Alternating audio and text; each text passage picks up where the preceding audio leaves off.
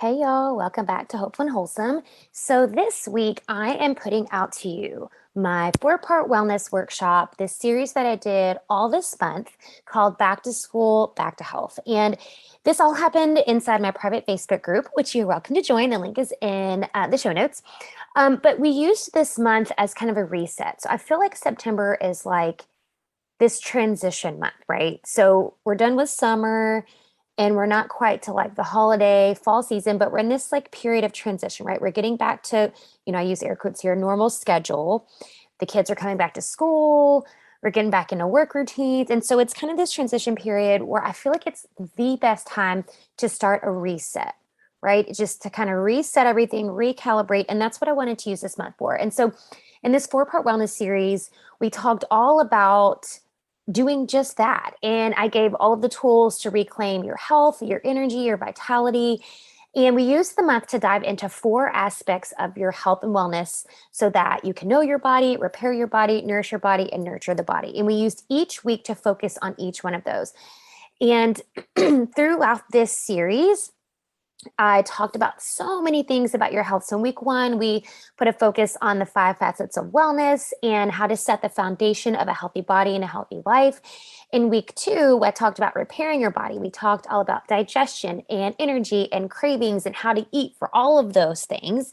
A ton of tangible tips for you. And that week, and week 3, we talked about nourishing your body, what it means to nourish the body, not only the body, but nourishing the mind, and kind of putting the whole holistic wellness equation together. And then week 4 was all about nurturing the body. And this is kind of this continuous path in your wellness journey, what that looks like and what it means. And in week 4, I have this huge, exciting announcement that I can't wait to share with you. So I'm going to post all of these this week. You're going to get week 1 through 4 with my extra special announcement coming on week 4 that you'll definitely want to take advantage of. So enjoy this 4-week series. I did this all via Facebook. So you'll hear me kind of conversing with the people that showed up live and answering any questions that they had. So y'all enjoy and just take this time to get back to health. Let's jump in. Do you want to wake up feeling like you're stepping into who you're meant to be, into the best possible version of you? What if I told you that the key to your best life, health, and happiness are all around you? You just have to find what works for you. I'm Hope Pedraza, and I believe that there isn't just one way to live a healthy and meaningful life, and that all you need is a little inspiration to make changes that last from the inside out. Each week, I'll be sharing tangible tips and inspirational interviews to help you on your journey. These are the steps to take to improve your life and live with purpose. This is Hopeful and Wholesome. Especially in our 4-week series, Back to School, Back to Health. And in this 4-week series, which is happening all month long in September, I'm going to be helping you revitalize your health, find your best health, energy, vitality, all of those things, covering 4 different aspects of your health and your wellness, and learning about those each week. So this week in week 1, we're talking about knowing your body. And we are looking at basically starting with the basics, because it doesn't matter what methodology or fad or whatever that you try, it's not going to work if you haven't tackled the basics, right? So I'm going to pull my notes up here so that I make sure I don't leave anything out. But I want to cover a few things here. And then for all of you who are signed up, you're going to get a replay for those of y'all who can't watch it live. And then you're going to get a PDF with all of this that I'm talking about here, so you can see it for yourself and kind of get started with everything. So starting with the basics here, I'm talking about what I call the 5 facets of wellness. And these are the areas that are the foundation of optimal health. So you have to address these before addressing anything else, because if these are out of whack, nothing else that you do is really going to matter. And these are like the basics, right? This isn't rocket science. This isn't anything that you don't already know, but intentionally approaching these aspects really is what we're talking about. So I'll list them off here. And then in the PDF, I've got lots of tips, some links to different things, and ways to kind of tackle these a little easier. So the first facet is water. And easy, right? Everybody knows you should drink water. But honestly, I cannot tell you how many clients that I've had that, I ask them about their water intake and they tell me something like just horrendously low. And all I do is tell them to start drinking more water. And it's like real changes. It's crazy. I'm talking digestion and skin and sleep and all of these things that you don't think about has to do with water, and it totally does. It helps improve digestion and circulation, healthy joints, energy metabolism, all of the bodily processes that go on in your body have to have water, and they have to have enough water, right? So my recommendation is, because people ask, well, how much water should I drink? It really is honestly going to depend on you, your body type, your height, your weight, your activity level. Are you on medications? It depends on a lot of things. But general rule of thumb, I tell women to aim to get at least 3 liters a day, which is about 100 ounces a day. If you sweat a lot throughout the day, if you're super active, if you work out a lot, then you probably want to drink more. But aiming for that 3 liters is really going to be crucial and getting you to that like base level where it's like really making improvements in your health.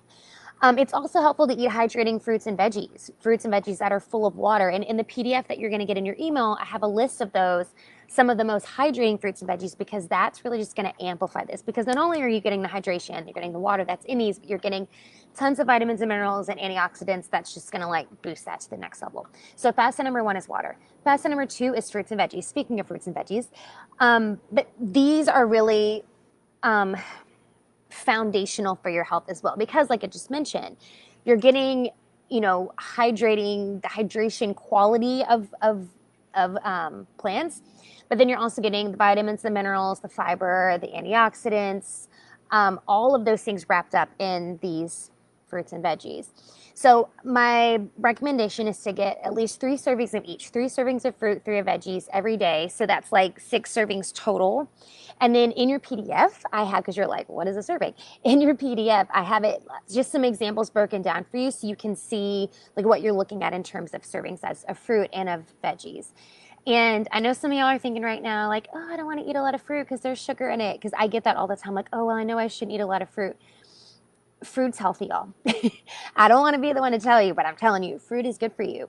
And yes, fruit has sugar. And some fruits have more sugar than others. And for people who are sensitive to sugars, like those who are diabetic, like, yeah, maybe we need to look at certain kinds of fruit that are better to eat than others. But the thing is, even though fruit has sugar, eating an apple that has natural sugar is not the same thing as eating like a chocolate chip cookie, right? That has sugar.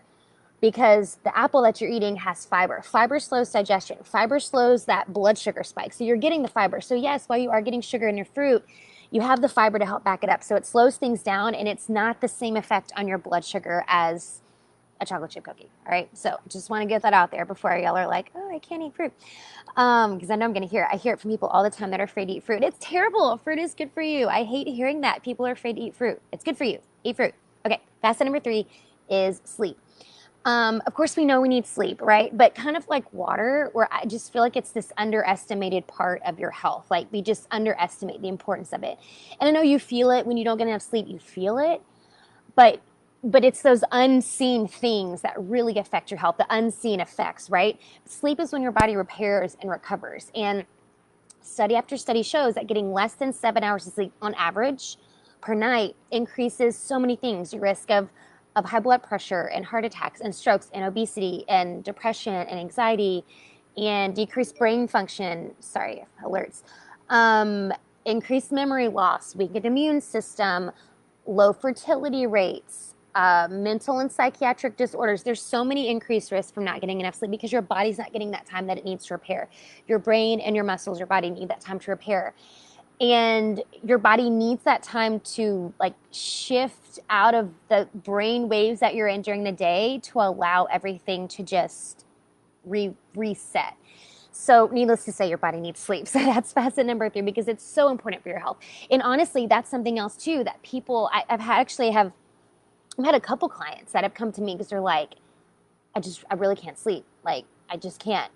And, with some changes in their diet and the right supplements, we get them where they need to be. And it's like, it's incredible changes that they feel to their body for me to say, and not just like, oh, I don't feel tired anymore, but just incredible changes to their health and their well-being just from getting adequate sleep. So In the PDF that I have that you're getting, I have kind of some things to look at when you're tracking your sleep. And this can be something you just do like in your head, or you can write it down in a journal if you really want to track your sleep and kind of see where you are in terms of ideal sleep and things that you want to look at to make sure that you're getting the sleep your body needs. All right. So that's facet number 3. Facet number 4 is exercise, which of course we know exercise is important. Exercise is what builds healthy and strong bones and muscles. It builds healthy blood and oxygen. It clears your lymphatic system. It helps detox the body. It boosts your immune system, improves your mental health. There's so many benefits to exercise. And it's really important. And when I say exercise, it doesn't have to be anything like formal, unless you want it to be. Of course, it can, but it doesn't have to be like, you go to a yoga class or you go to the gym. It can be anything. You can take a walk. You can ride your bike. You can go for a hike. Anything that requires you to move physically is exercise. So my recommendation is to get at least 45 minutes of exercise 4 times a week, with at least one of those being high intensity. And this is like a conversation for a whole other day, but I really do think that your body needs at least one high intensity session a week. And this is all like relative, right? Like your high intensity session may not be the same as mine or the same as, your partner's or whatever. So high intensity just means something that's like getting you out of breath and giving you a really good sweat for most of the workout, right? So that's something that's really going to help build a strong and healthy heart, really helps with circulation. It helps with healthy, strong muscles and bones. So I do like to have at least one of those be a high intensity session. So that's facet number 4, which is exercise. Facet number 5 is mindfulness. And we're going to get deeper into this in week 3. But for today, or for this week, just kind of the basics of mindfulness. And now, because you can't talk about a healthy body and total well-being without talking about the mind. It's all one and the same. Your body and your mind are the same. And you can't have one without the other. And that's the piece that we forget a lot of times. And I do think that more and more we're seeing that with mental health being something we talk about more, and it's not as like taboo as it once was to talk about. And people are more open talking about mental health. And incorporating that mindfulness piece and the importance of it to mental health and to physical health. More and more people are, meditating. And so I think it's catching on, but I think it's something that we overlook many times because we think like you don't get those physical benefits, right? You don't get the physical part like fitting into your skinny jeans like you do after a spin class or whatever, right? It's not the physical things that we're looking at. So I think a lot of times that's what we push aside is the things that we can't see the physical benefits of, right? You're not getting to see the external transformation, which is fine. It's great. It's good. But those unseen things help just as much, if not more, for real though. And this mindfulness piece is really important. So when I talk about mindfulness, this isn't anything like I'm not talking any woo-woo stuff here. And it can totally be woo-woo because I'm all about the woo-woo, but it doesn't have to be. So mindfulness, and I'll give you some examples. And again, in week 3, we're really going to dive deeper into this, but I'm talking about things. Well, first, let me back up. So mindfulness, the reason it's important, it helps release stress. It can treat heart disease. It can lower your blood pressure, reduce chronic pain, improve sleep, alleviate digestive issues. It can build healthier and younger cells, which staves off aging. I think that's a good benefit. It helps build a healthy immune system. There's so many benefits to mindfulness. And it really can be anything that gets you out of your head and into your body, right? Anything. Quieting the mind, focusing inward, whatever that means for you. Again, it doesn't have to be anything weird. You don't have to sit and meditate unless that's something you want to do, which I love meditation and I recommend it to everybody. But if that's not something you want to do, then there's other ways to do it. This could be as simple as sitting and deep breathing. This could be sitting outside on your patio and just being out in the outdoors. It can be taking a walk around the block. It can be sitting in silence or making a gratitude list or journaling or prayer, whatever that means to you, of getting out of your head, silencing the thoughts in your head and focusing inward. That's what mindfulness is. And that's where you get the benefits. So it's taking time to be intentional about mindfulness so that it's an intentionality, right? It's, anybody can just sit and be quiet, right? But it's being intentional about it and taking intentional time to do that. And if you're not used to doing it, it can be weird, right? Because you're like, I don't know what to do. So the things that I listed in your PDF, I have a list of those.